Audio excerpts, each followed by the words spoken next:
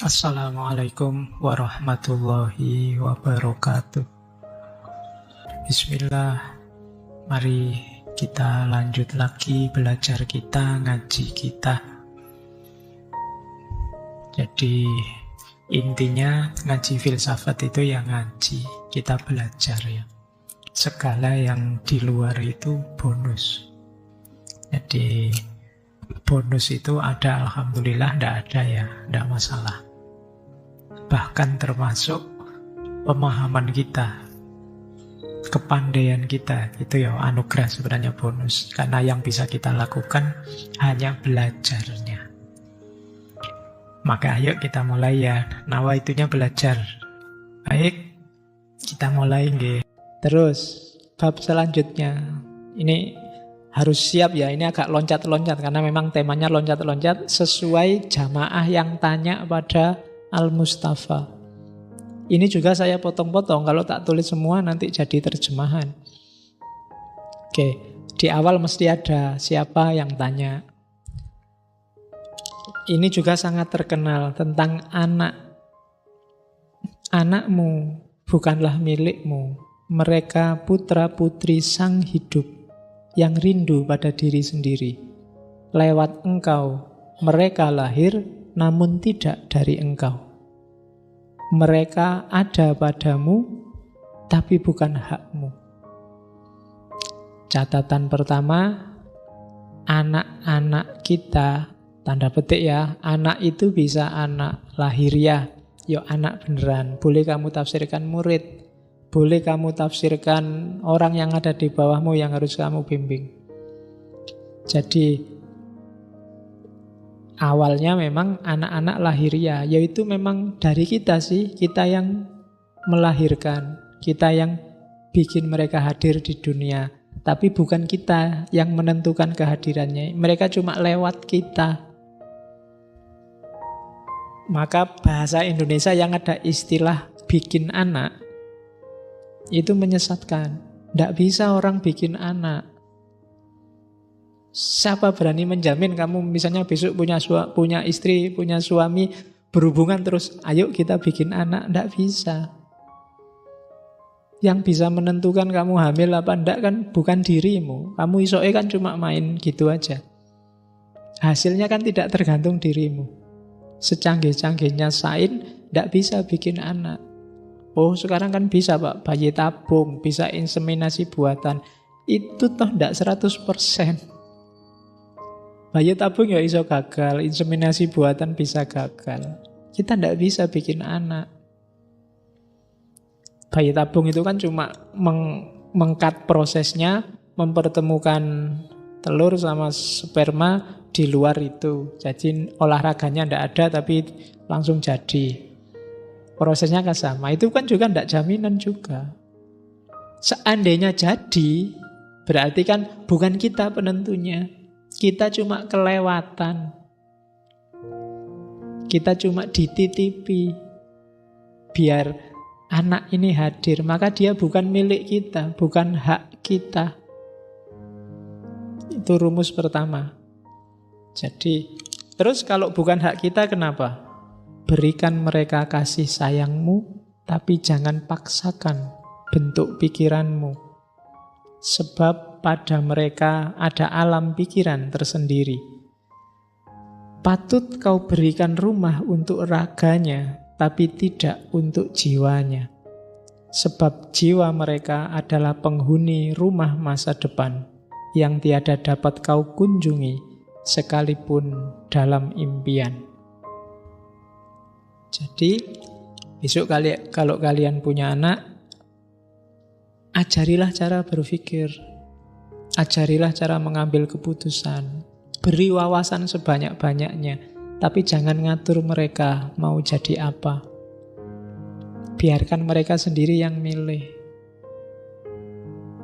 Mereka punya hak untuk hidupnya sendiri, itu maunya Gibran. Sekarang kan banyak anak yang sejak kecil sudah pontang-panting les ini, les itu, les piano, les olahraga, les biola, bahkan disuruh ngafalin Quran.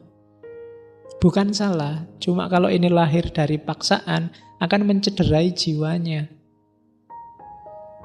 Biarkan mereka sendiri milih.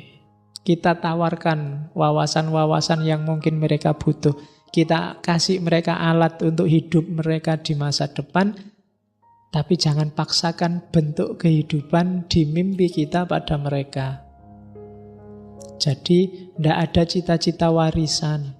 Kan ada bapakmu dulu mau jadi dosen tidak bisa-bisa. Kamu ya yang jadi dosen. Itu namanya cita-cita warisan. Ndak, ya loh, kalau kamunya sendiri pas mau jadi dosen ya ndak apa-apa, tapi kalau ndak kan masalah nanti, ndak akan maksimal. Kalau karirmu tidak sesuai pilihanmu, sama kayak kuliahmu sebenarnya kamu nggak mood, bukan jurusanmu, bukan yang kamu inginkan, jangan berharap kamu excellent di situ. Pilih sendiri hidupmu. Nah, ini nggak nyuruh pindah fakultas ya, itu. Cuma ya kamu sendiri yang ngukur hidupmu. Ya bisa, mungkin kamu bisa jadi orang kaya, tapi kalau bukan jiwamu, kamu tidak akan sukses, tidak akan jadi sesuatu. Jadi, jiwa mereka adalah penghuni rumah masa depan. Kalau rumah masa depan kita kan sudah jelas. Oke, terus. Kau boleh menyerupai mereka, namun jangan membuat mereka menyerupaimu. Ini agak dalam tafsirnya. Kenapa kita boleh menyerupai mereka? Karena mereka yang hidup di masa kini dan masa depan. Kita ini orang masa lalu. Kadang-kadang kalau nggak ingin out of date, kita harus ikut logika hari ini. Logika anak-anak muda hari ini. Maka boleh kamu menyerupai mereka untuk paham dunia hari ini. Tapi jangan maksa mereka untuk menyerupaimu. Karena kamu hidup di masa lalu. Di masa lalu belum ada laptop, belum ada HP, belum ada Samsung, iPhone. Tidak usah dipaksa anaknya. Tidak usah pakai laptop Samsung, tidak usah pakai HP, tidak usah lihat TV, itu bid'ah semua. Dulu tidak ada zaman Nabi. Enggak. Jadi logika zaman, ya selain yang dogmatis, logika zaman dia punya alurnya sendiri. Kalau nggak ingin ketinggalan, ikuti logika hari ini. Maka kamu boleh menyerupai mereka. Oh, kalau nggak ngikuti logika hari ini, mungkin kita nggak bisa loh ngatasi. Cara ngomongnya aja anak SMP hari ini itu mungkin kamu nggak paham. Artis idolanya siapa? Kemudian yang dilihat di internet itu apa saja? Gaya ngomongnya, wah, kamu mau coba SMS ya anak SMP itu, singkatan-singkatannya, oh pening kamu mesti.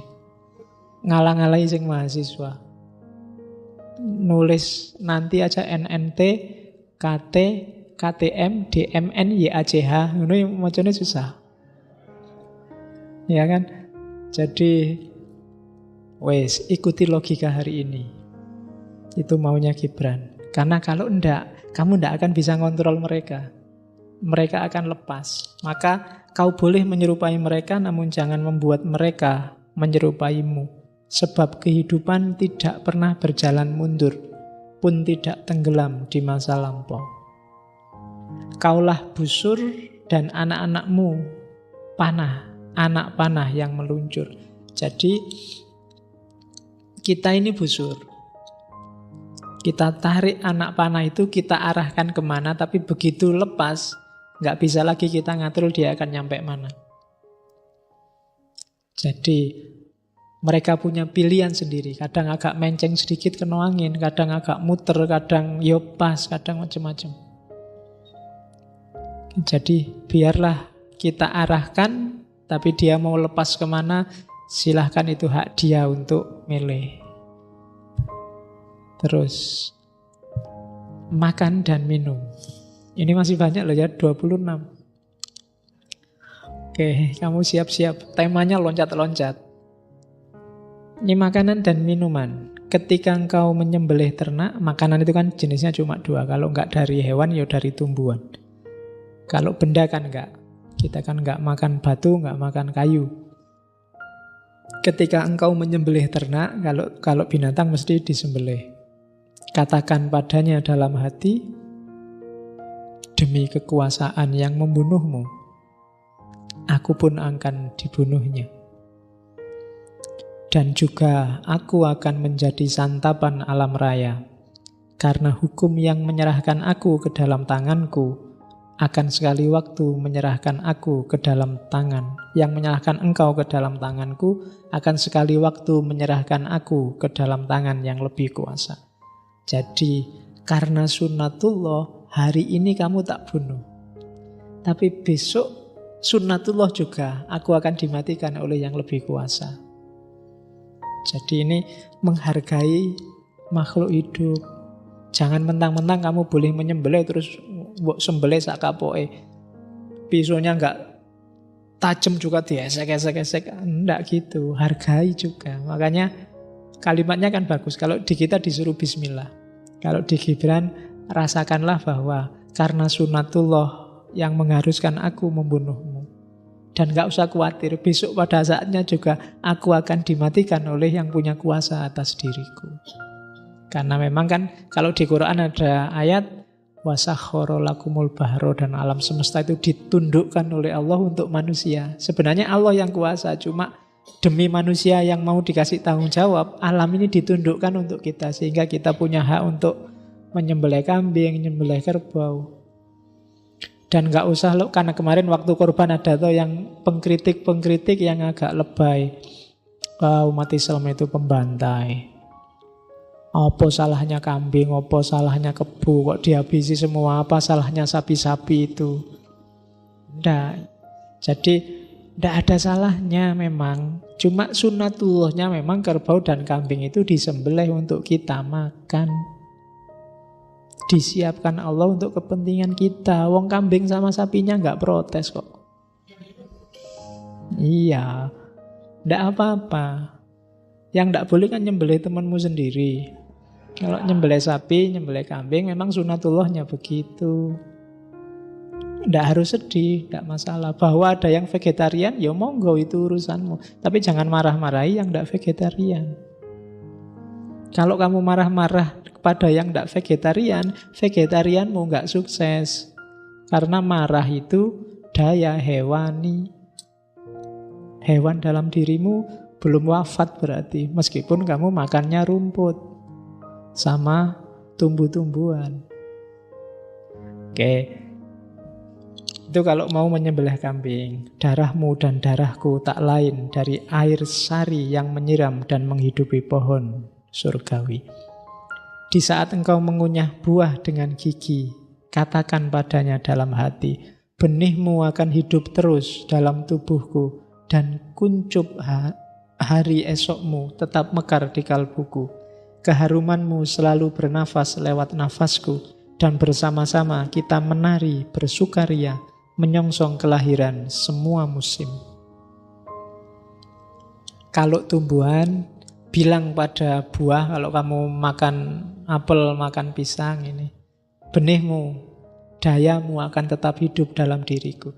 Kalau aku senang-senang, kamu juga akan ikut senang. Mari kita rayakan hidup ini bareng-bareng. Jadi dia tetap hidup dalam diri kita. Kasih aku kekuatan untuk bergembira, untuk menikmati hidup. Oh, itu kalau makan. Jadi makanannya jadi barokah.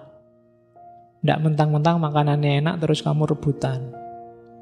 Cepet-cepetan makan. Nggak, dinikmati sesuap demi sesuap. Kalau itu binatang, dialognya yang awal tadi. Kalau itu buah, sayur, dialognya yang belakangan ini. Benihmu, dayamu, kuncupnya akan tetap hidup dalam diriku. Beri aku daya, beri aku kekuatan untuk menikmati hidup, dan engkau akan aku ajak gembira ria. Oh, gitu kalimatnya. Jadi kalau makan itu harus lama karena ada baca puisinya. Ya. Oke, terus. Di waktu musim gugur, ketika memetik buah anggur yang akan kau peras untuk minuman, katakan padanya dalam hati, juga aku adalah kebun anggur, dan buahku pun akan dipetik untuk minuman.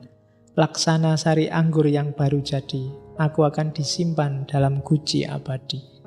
Jadi sebagaimana buah yang diperas terus jadi minuman, kita nanti di akhir hidup kita juga akan habis, tinggal tulang, tinggal debu, seperti buah yang diperas. Jadi wahai apel, wahai jambu, wahai mangga, ndak usah galau, kita nasibnya sama, cuma gilirannya aja beda, waktunya aja yang berbeda. Oke, itu makan dan minum secara spiritual, biar ada maknanya. Terus, ini kepotong. Kerja itu maksudnya. Ya. Selama ini kau dengar orang berkata bahwa hidup adalah kegelapan, dan dalam keletihanmu kau tirukan kata-kata mereka yang lelah.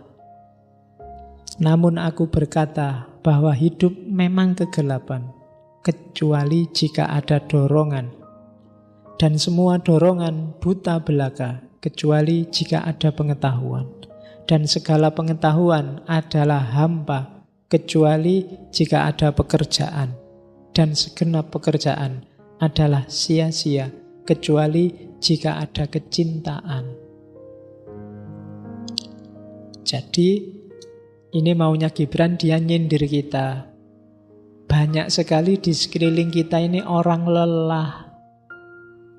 Pekerjaannya tiap hari mengeluh dan tidak ngapa-ngapain. Sambat terus. Tidak pernah berusaha, tidak pernah bekerja. Katanya Gibran, ya mungkin keluhan mereka itu benar. Hidup ini memang penuh masalah, memang gelap. Tapi kan kita nggak boleh diam saja. Kita harus bergerak, harus ada yang mendorong kita untuk bergerak. Untuk kita bisa bergerak, kita butuh pengetahuan. Meskipun nanti pengetahuan itu juga tidak ada gunanya kalau tidak kita jalankan. Kecuali jika ada pekerjaan. Pahami kemudian jalankan. Cuma pekerjaan itu juga tidak akan ada nilainya kalau dasarnya bukan cinta. Lawannya cinta itu pamrih. Kalau kamu kerja, cintailah pekerjaanmu.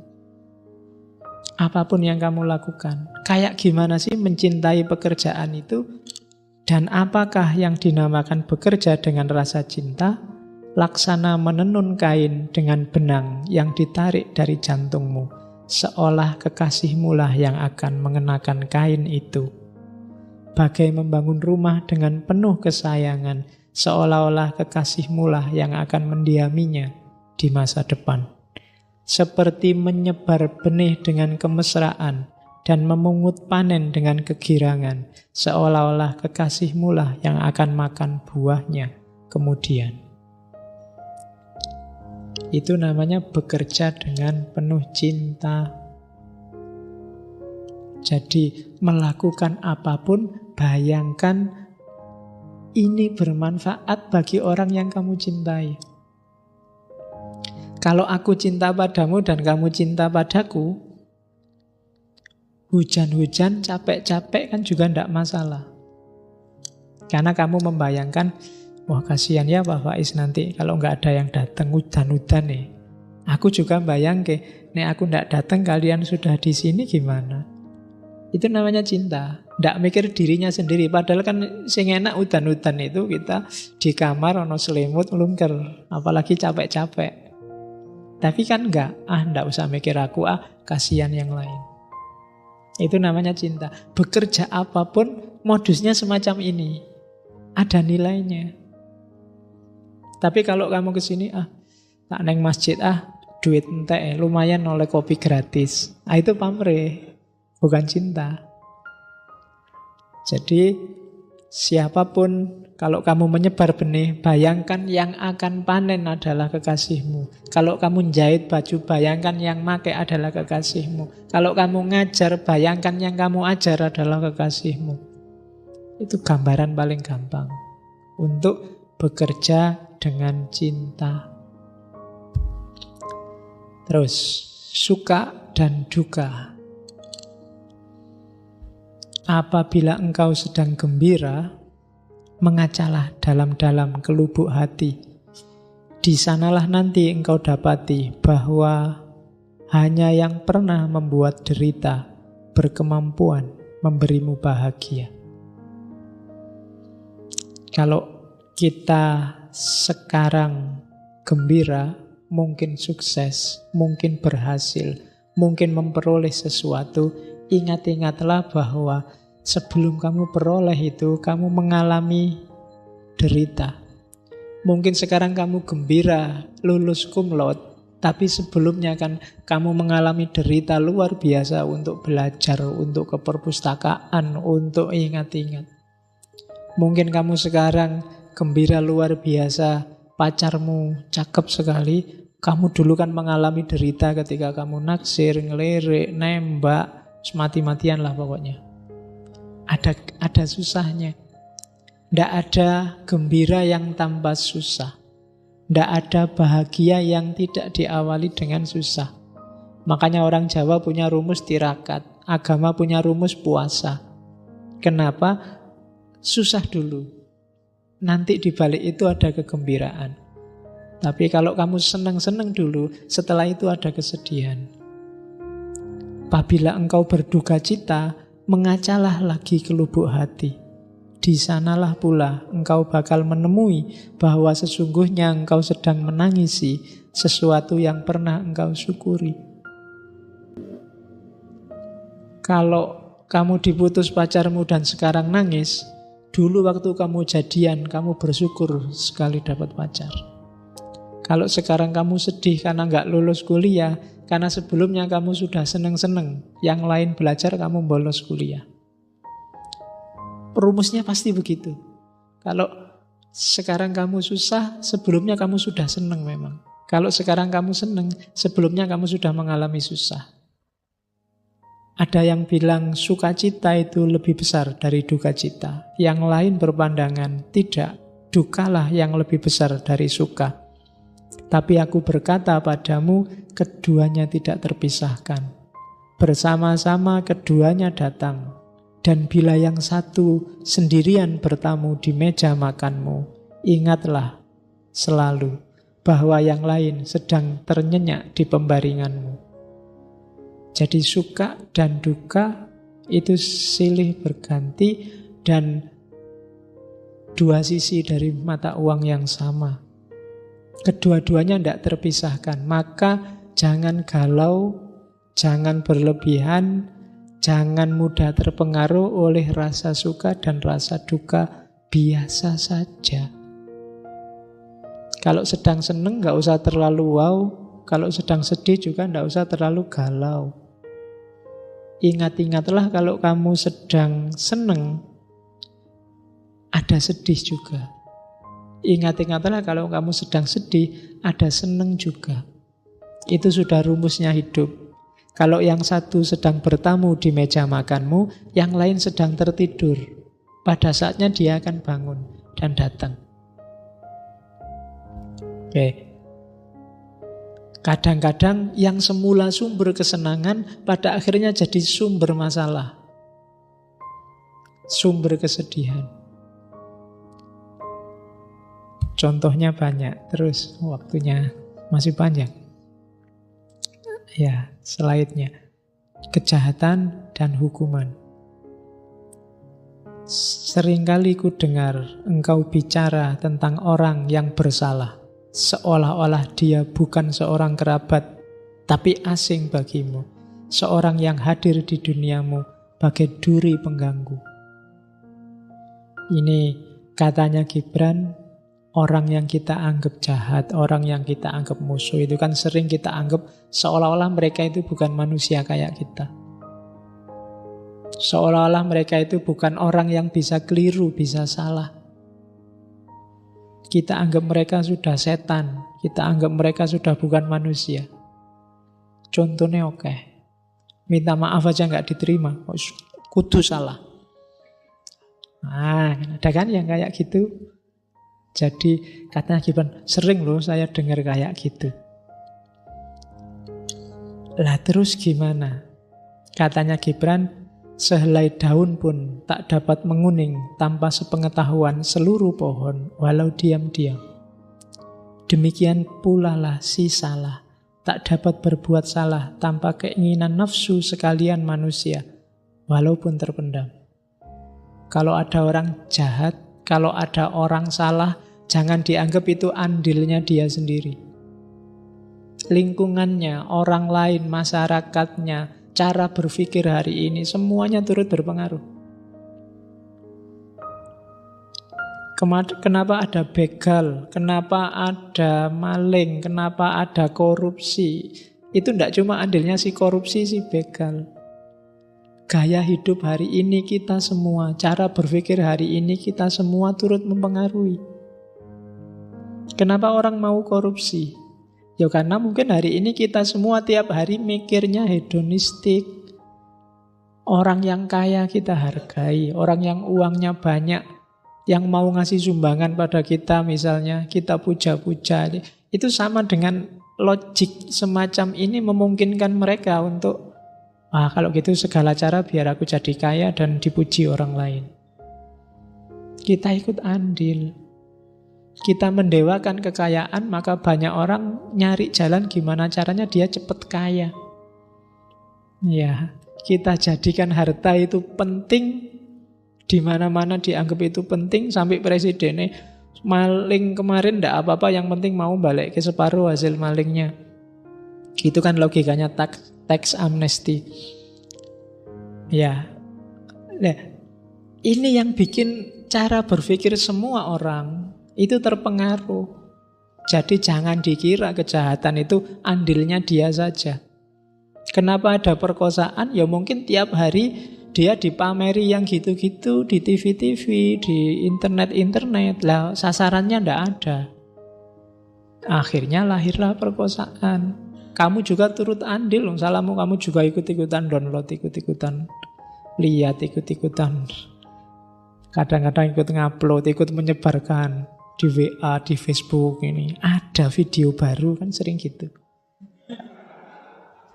Loh, itu kan kamu ikut andil sedikit atau banyak. Kalau menurut Hegel ada namanya akal dunia.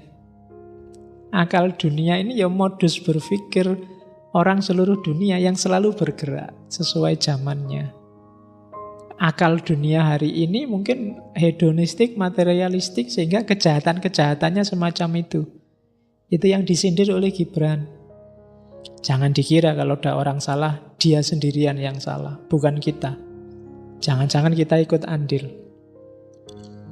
Terus perhatikan, kita ini hidup bareng-bareng loh, laksana iringan-iringan. Kalian berjalan bersama menuju roh suci. Kita itu kan innalillahi wa inna ilaihi roji'un kalau di Islam. Kalian sebagai pejalan sekaligus merintis jalan itu sendiri. Dan apabila seseorang di antaramu sampai jatuh tersandung, kejatuhan itu demi kebaikan mereka yang di belakang. Apa kebaikannya bagi orang yang di belakang? Sebuah peringatan bahwa ada batu yang menghalangi. Jadi kalau ada orang salah, jangan dibenci sampai segitunya. Alhamdulillah, kamu ada di belakang dia sehingga hati-hati, aku jangan gitulah. Oh, Ahok ngomong Al-Maidah ayat itu, aku gak usah ngomong itu lagi, nanti dimarahi orang banyak. Itu kan hati-hati. Ada pelajaran luar biasa dari orang yang salah bagi yang di belakang. Ya, bahkan dia pun telah tersungkur demi kebaikan yang berjalan di depan. Apa pelajaran bagi yang di depan? Karena meskipun mereka lebih tegap dan lebih mantap, namun telah alpa menyingkirkan batu perintang jalan. Orang yang di depan juga harus introspeksi. Harusnya dia di depan kan bisa menyingkirkan yang bisa nyandung-nyandung itu. Kok sampai ada orang kesandung? Dia juga harus introspeksi, jangan kesusu nyalahkan. Harusnya ya ngasih tahu dulu rambu-rambunya. Hati-hati ya, Jangan ngomong yang kayak gini-gini, karena ini sensitif bagi umat Islam. Ini urusannya, kan gitu. Yang di depan nggak ngomong-ngomong duluan. Itu kayak polisi, ndelek, nunggu kamu salah. Begitu kamu salah, prit, lumayan. Nah, kita yang di depan itu berarti apa? Yang lebih ngerti, yang lebih paham, yang posisinya diikuti orang. Kalau ada orang salah, ya harus mau introspeksi. Jangan-jangan dia juga salah, kok nggak ngasih petunjuk sejak awal sampai ada orang keliru. Jangan kesusu ngasih hukuman. Itu maunya Gibran. Coba deh semuanya introspeksi. Bagi yang di belakang, perhatikan, jadikan itu pelajaran. Jangan ngambil kesalahan yang sama. Bagi yang di depan, introspeksilah. Selama ini sudah melakukan apa kok sampai ada orang salah dan dia tidak sadar kalau dia salah. Terus, undang-undang. Sekarang, kita hidup ini kan penuh dengan undang-undang. Undang-undang maksudnya aturan ya, bukan undang-undang mau manten. Sekarang kan banyak undangan itu. Manten kok ndak undang-undang loh. Yang punya undang-undang lah negara. Terus kalian, ini ada yang tak, biasanya kalimat awalnya itu ada orang datang, dia hakim, terus tanya, wahai Al-Mustafa, gimana menurutmu undang-undang, aturan-aturan yang dibuat manusia? Kalian senang meletakkan perundang-undangan, namun lebih senang lagi melakukan pelanggaran. Bagaikan kanak-kanak yang asyik bermain di tepi pantai, yang penuh kesungguhan menyusun pasir menjadi menara, kemudian menghancurkannya sendiri sambil gelak tertawa ria. Jadi ini sindirannya Al-Mustafa. Kita itu senang sekali bikin undang-undang dalam rangka apa? Untuk dilanggar. Kalau ada yang melanggar terus kita senang. Wah, lumayan ada yang melanggar ini. Hakimnya dapat job, pengacaranya dapat job, TV-nya dapat job. Akhirnya kita 4 bulan lebih nonton sidang. Ya kan? Kita kayak anak kecil. Undang-undang diproduksi terus. Tapi tidak meningkatkan harkat martabat hidup kita. Kita kayak anak kecil yang bikin pasir di tepi pantai. Kalau pasirnya runtuh kita seneng, melanggar. Kita bikin perda-perda. Tujuannya apa? Untuk nyari orang yang melanggar, kan itu. Aturan itu kan dibikin, kalau sudah ada, dibikin aparatnya, setelah itu apa? Kita cari yang melanggar, kan begitu. Masa ada kita cari yang tidak melanggar, kan enggak? Yang dicari yang melanggar. Jadi kayak orang main-main tadi. Begitu ada yang melanggar, semua, ini dia malingnya, kan mesti begitu. Terus, ada yang lebih serem lagi. Ada lagi dia yang paling pagi mendatangi pesta, suatu peralatan perkawinan.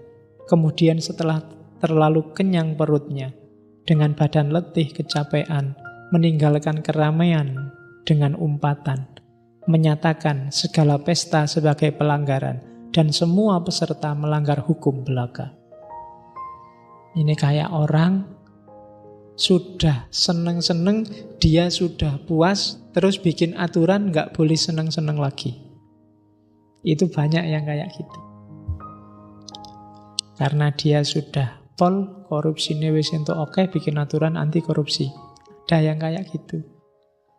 Karena dia sudah puas dengan sesuatu, karena puas terus dia bikin aturan biar orang tidak merasakan puas yang sama seperti dirinya. Ini lebih sadis lagi. Dalam konteks itulah sering undang-undang dibikin oleh yang punya kuasa, bikin undang-undang. Segala aturan dibikin. Kenapa kok Pak RT bikin aturan apel itu paling malam sampai jam 10 aja ya? Kalau memang pertimbangannya gawat kalau di atas jam 10, anak-anak ini kan nafsunya masih besar, tidak apa-apa. Tapi kalau pertimbangannya Pak RT-nya bilang, alah, aku kan wis nikah, ora butuh apel. Nah ini kayak ini. Jadi kayak contohnya orang yang sudah puas ikut. Padahal Pak RT waktu pacaran dulu mungkin lebih ganas daripada yang sekarang itu. Nah, itu karena dia sudah puas, sekarang bikin aturan. Jangan sampai lebih jam 10. Itu mungkin kalau kamu tanya, kenapa sih Pak RT? Dulu saya kalau sudah di atas jam 10 itu sudah aneh-aneh. Oh, berarti dia pengalaman. Nah, itu berarti dia sudah puas terus bikin itu.